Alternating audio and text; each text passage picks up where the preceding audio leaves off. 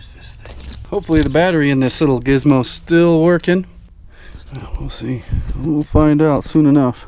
It is a beautiful Sunday afternoon here in the workshop. Doing a good bit of work over in the other section. Thank you to everybody who is watching my videos and commenting and having a good time. So what is this video?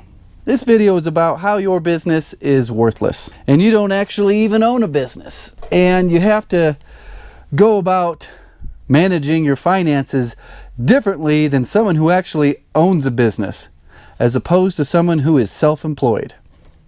Because we are self-employed and we have a registered business name with the Secretary of State, we probably have an EIN or a tax ID number.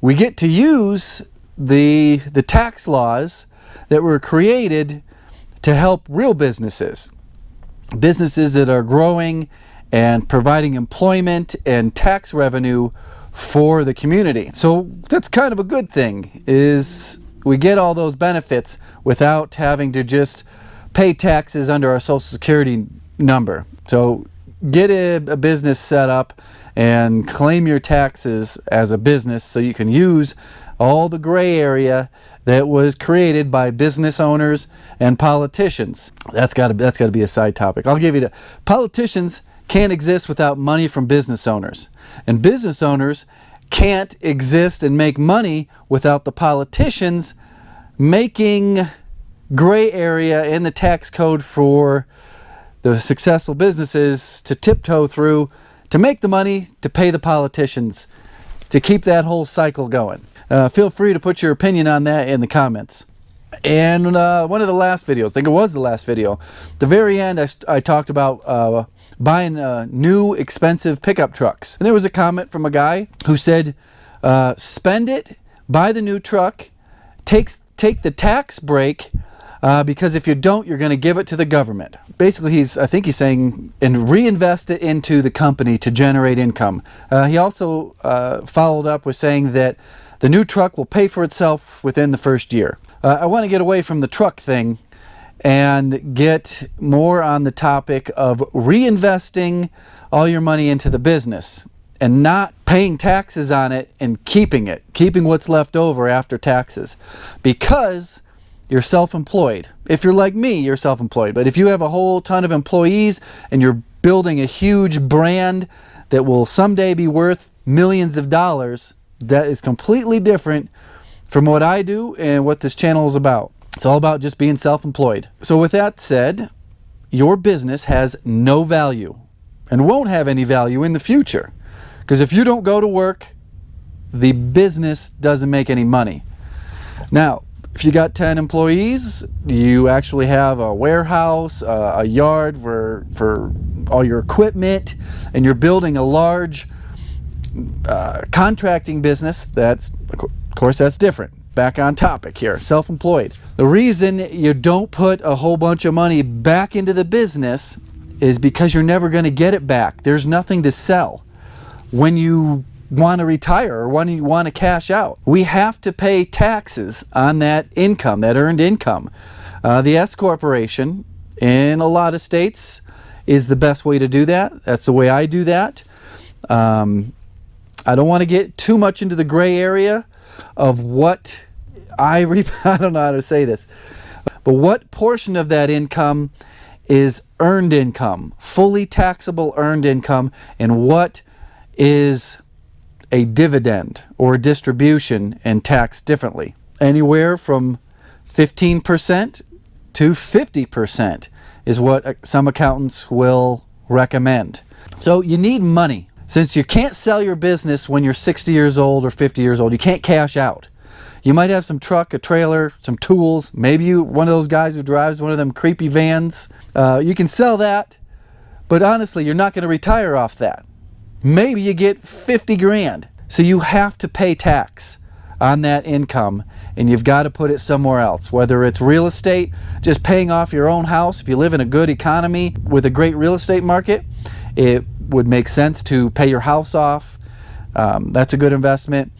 Buy some other properties, the stock market, make a Vanguard account, what is the other one? A Fidelity account, an Edward Jones account. I have a financial planner, manager. I know it costs me more money than if I were to do it myself, but I just don't have the time. And I just know that that is one section of my, I guess, investment portfolio, is the stock market or money market accounts, or the, what's that one I have? The traditional IRA. You got to have a whole bunch of them. So don't get sucked into the idea that you got to put it back into the business because you don't want to pay taxes on it. You have to pay taxes on it. It sucks. I've talked about it in many videos. The time that I worked 30 days in a row and I made like $6,800. But no, I didn't make $6,800. I made like $4,000 after taxes. And then I have no vacation days, no sick times, no investment, no 401k, no nothing. So basically after those 30 days straight, I come out maybe $3,000. That was a long time ago. The economy has improved, especially where I live. There's a couple guys that sending me emails that's literally trivia about where I live. But that's not important, where I live. Where you live and where you can make your money is what's important. So here's a story from my past about a business owner that I worked for. And I was green. I didn't know any of this stuff. I was still working for low wages, building my clientele, a lot of cash jobs, paying taxes under my social security number. And we're going to start way back around, 14 years ago. It might even be 15 years ago. 14 years ago, we'll go with that. I was a superintendent, as you all know, building production homes. Had they're not customers, I don't know what you call them, a home buyer that was really nice. And as a superintendent for production home building, you're very involved with the customer. It's not like the old days where you had those crotchety old, ex-military biker gang guys running construction sites. As a superintendent, you were very, very involved. You are the point of contact with the home buyer. So I would go through all their meetings. I'd meet them at the house. I'd have to send them, I actually would have to call them every single week to give them updates, send them pictures of their house, the whole 9 yards. Well, after their closing, they were very friendly. They invited me over for dinner. And I lived in the same neighborhood because as a employee of the home builder, you get a ridiculous discount on purchasing a home. So I lived in the same neighborhood, and they invited me over for dinner. I remember calling up a friend of mine. He and I went to college together, and he worked for a structural basement floor company. They invited me over for fondue. I didn't even know what the hell fondue was at the time. And I called up my buddy, and we were like real close friends. We talk every day. That's back when you had the Nextel walkie-talkie phones. And I said, hey man, these people want to invite me over for fondue. It's kind of weird. They're home buyers. He's like, oh, they're swingers. Yeah, that's code. I go, what's code? He goes, the fondue. That's code for a swingers party. You're going to show up and there's going to be a bunch of naked people. He got way more graphic than I can get into on this video. But I went to the fondue party. But they turned out to be like lifelong friends. I am still friends with them to this day. The reason I'm telling this story, it's all about, the first point is about that word of mouth advertisement. How did I get to this one business owner that I want to talk about, and how I learned some of the gray secrets of business ownership? So this home buyer turned friend, turned customer, turned high referral person. They were very popular. The guy owned a restaurant. They referred me to everybody. So they referred me to this massage therapist that worked out of this big building in this downtown major metropolitan area. And I went in and put vinyl flooring in, baseboard, lighting. I put furniture together for her to build this little oasis to give massages. Well, one of the guys that she gave massages to owned a software company, and he operated out of the same building. It's a huge building. So he comes down, talks to the massage therapist a lot, apparently. And I was there doing some work. He says, "Oh, you do some work? Oh, I got some rental properties. Give me your card." Gave him my card. He turned out to be a real cool dude. He was into sailboats. I was into sailboats. His company, we're going way back in time here. I think that this was before I moved to Florida, I think. So we're talking 07, early 08 maybe. Well, anyways, I did some work on his rental properties, and I always ask questions about business owners, two business owners, and trying to get an idea of what they do. It was a whole bunch of computer stuff. They're a full turnkey business for a company that wants to be brought online, from employee phone apps to the full system, everything they do. And he was kind of small. I think at the time he had like 9 or 10 1099 subcontracting programmers that worked from home. But back to his rental properties. So they were old, real old. Everyone was 100+ years old. Did a lot of work on them. He was a hands-on guy. He was helping me a lot of the time. So I'm trying to remember the questions in the specific conversations.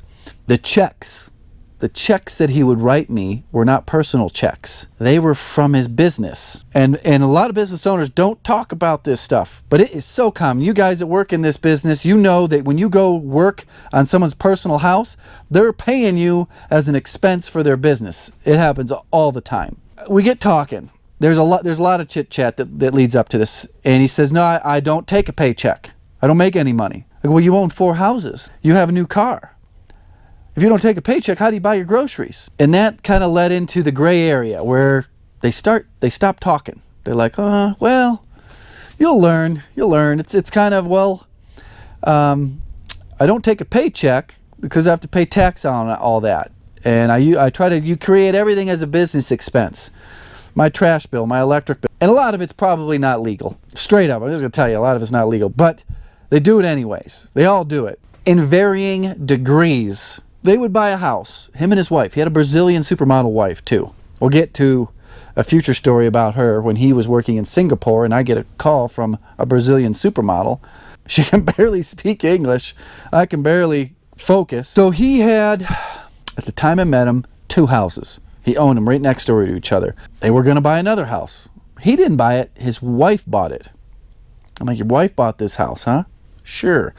Well, it wasn't a house. It was 2 houses. A front house and a back house. I'm really not getting clear to my point here about business owners that know the gray area of keeping their money.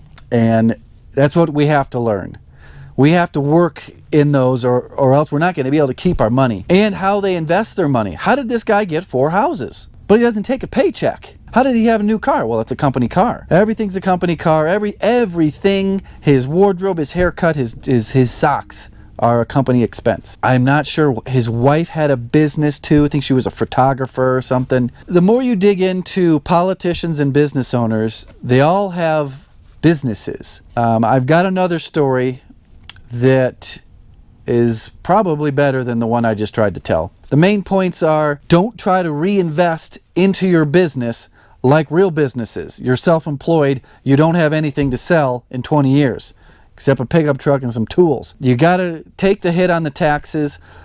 There are ways around it, like this workshop. Everything in this workshop, I need to do business. So that's what I spend my money on when I'm putting money into the business. It's only things that I need, and I have to pay the taxes so I have the money to invest in my real estate or in the stock market. Another big one is you got to get to know your local business owners and try to get to work for them and work on their own personal residences. Establish a rapport. They'll start opening up.